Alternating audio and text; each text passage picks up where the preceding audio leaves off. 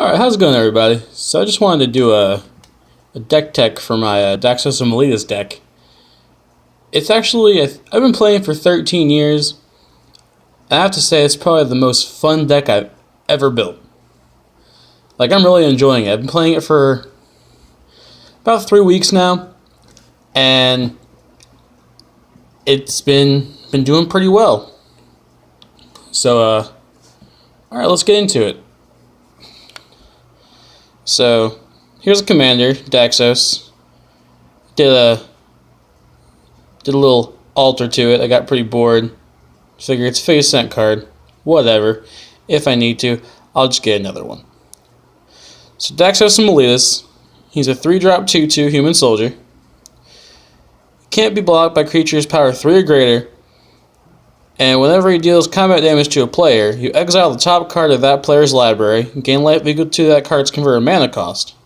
Until end of turn, you may cast that card, and you may spend mana as though mana have any color to cast it. So this is really fun, because this deck is sort of like Control, Combo, Voltron. It's a very versatile deck. I like it a lot. And Daxos is great because you get to play your deck and your opponent's deck. So most times you don't really have to worry about what's in your hand if you know you can get Daxos through, because you can just play whatever they have. And you can gain some life or just get rid of whatever good cards they might have in their deck if it's on top.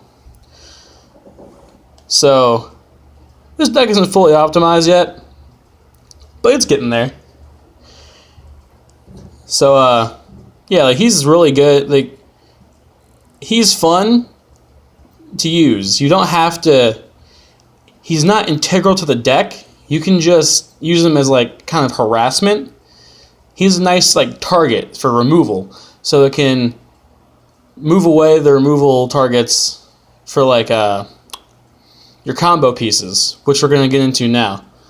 So the first combo we have is Vesuvan Doppelganger, Vesuvan Shape Shifter, and Brine Elemental.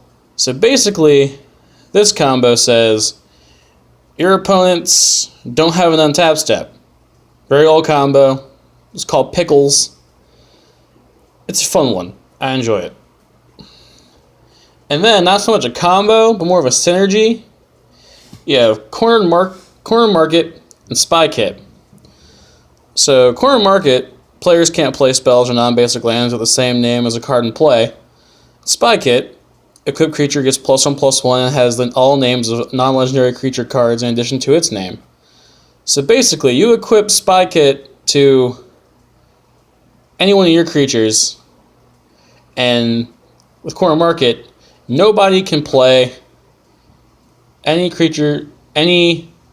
non-legendary creature spells. So it's kind of a nice little lockdown for creature decks. It also doesn't affect you too much.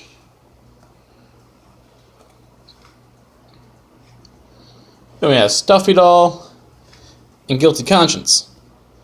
So Stuffy Doll enters battlefield, choose a player. Whenever it's dealt damage, it deals that much damage to the chosen player. In Guilty Conscience, whenever enchanted creature deals damage, Guilty Conscience deals that much damage to enchanted creature. So it creates an infinite loop of damage to a single player. So if you're playing a 1v1 game, you kill your opponent for 6 mana. Not bad. Then we have Intruder Alarm and Thraben Doomslayer. True Alarm, creatures don't untap during the controller's untap steps. Whenever a creature comes into play, untap all creatures. Thraben Doomslayer, you can use the ability to tap him and put a 1/1 human creature token on the battlefield, which will in turn, you tap it, get a human, untap it, tap it, get a human, untap it. So you can make as many 1/1 creatures as you want. Yes, it will take till the next turn to actually kill your opponent, so they could have a board wipe, maybe some other kind of response. But it's good to have in there. It's fun. I haven't had anyone stop it yet, so it works. And synergy, a couple synergies we have are Vidalcan Mastermind with Winter Orb or Static Orb. So basically, Static Orb, Winter Orb make it so players can only untap a certain amount of permanents during their untap steps. And Vidalcan Mastermind, you can pay 1 to return a permanent you control to your hand.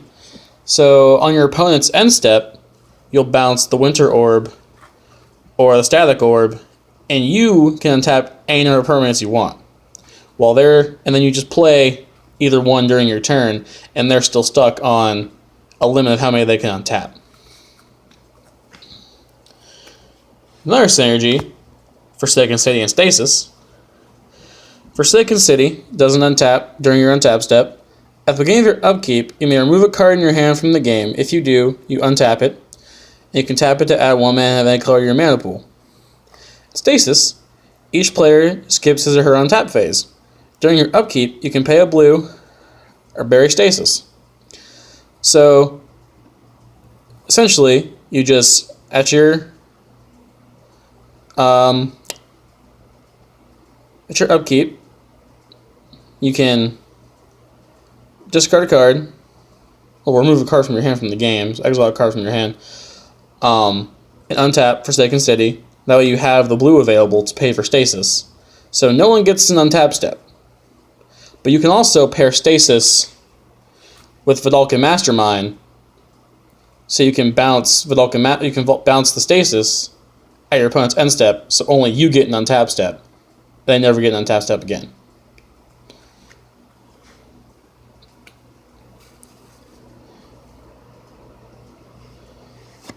Then we have Teferi and Knowledge Pool. This is a long explanation, so I really don't want to get into it, but essentially, your opponents can't cast spells from their hands.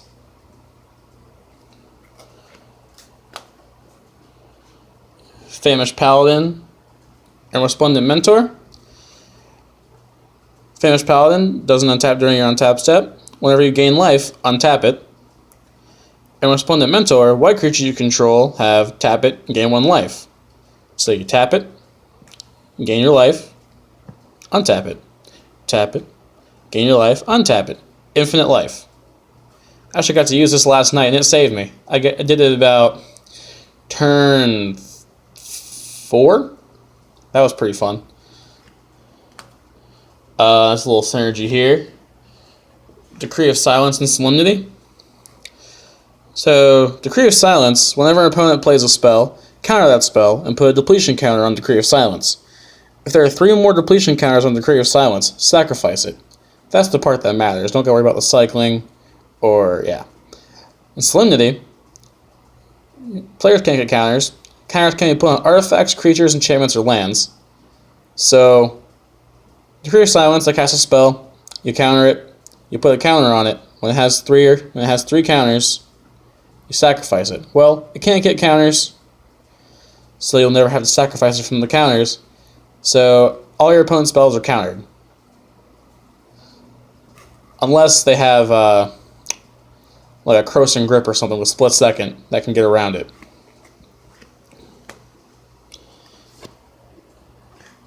Puresight Marrow and Paradise Mantle.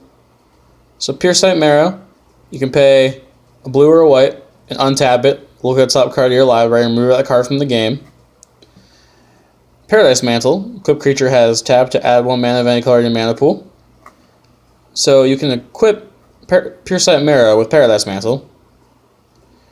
Tap the Puresight Marrow to add a mana, and then use it to untap it and look at the top card of your library, and you can remove it from the game. It's good with Lab Maniac, which I don't have yet, working on it. And so you can move your whole deck from the game and then get your Lab Maniac, draw a card, and win. Or you can use it to search for your other combo pieces, which I did that yesterday during a game, and it helped me get the Decree of Silence and Solemnity combo, so that's pretty fun. So those are all the combos in the game, or in the deck. Sorry. There's about 13 of them, 13 between combos and synergies.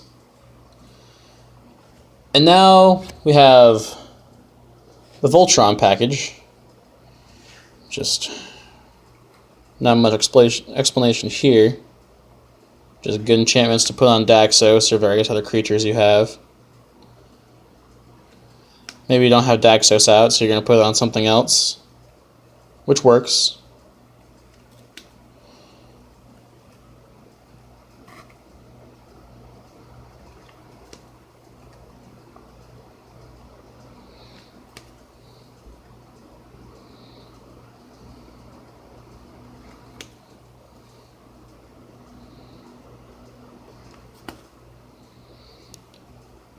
Enchantments like this are very good to get at Daxos because it can't be blocked by creatures.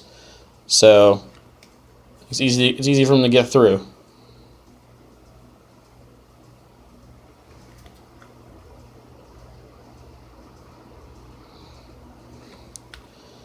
And more equipments that are good. Help Daxos get through. Give them double strike, have the ability to trigger twice. Fun stuff.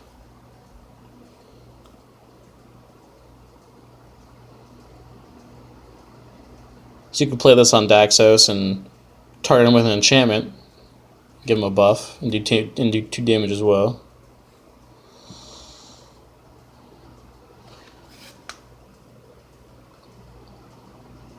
A lot of redundancy in here, but it's very helpful. A lot of the cards do the same thing, which is good for consistency. And then there's the creature package.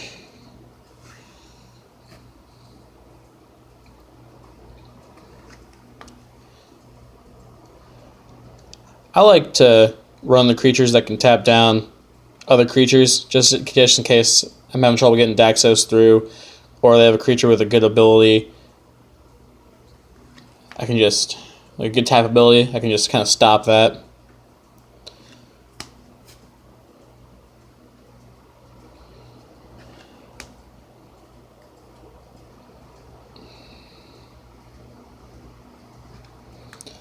This one's really good because once again, give Daxos double strike, ability triggers twice.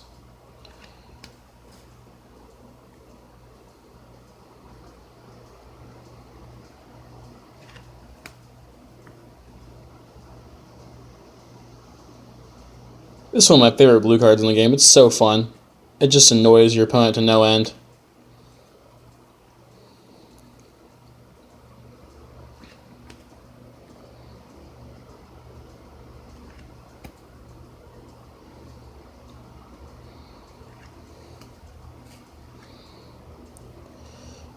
And this one's really good because it acts as like a pseudo Zur, which I think is pretty neat.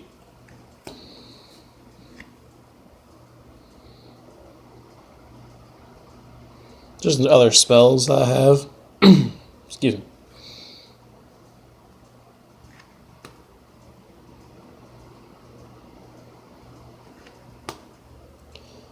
Nice little tutor for the enchantments and equipments.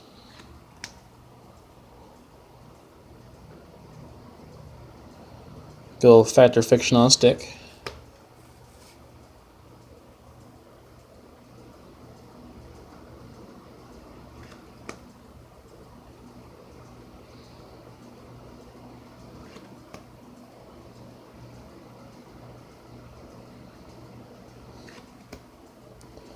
Another great thing about this build is it's very budget.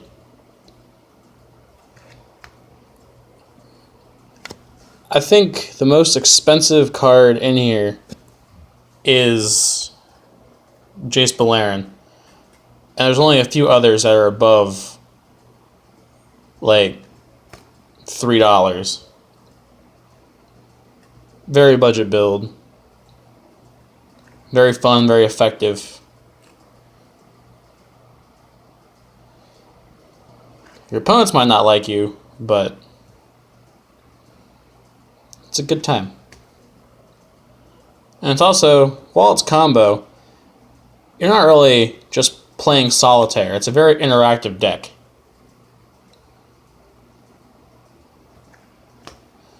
And the lands, they're just, you know, nothing really special. Just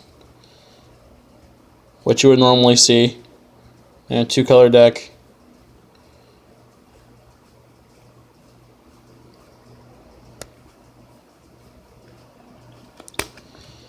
Alright, so that was my build for Daxos of Meletis. Sorry for the long video. Hope you guys liked it. And if you enjoyed it, I might make another one on another deck I have. Alright, peace.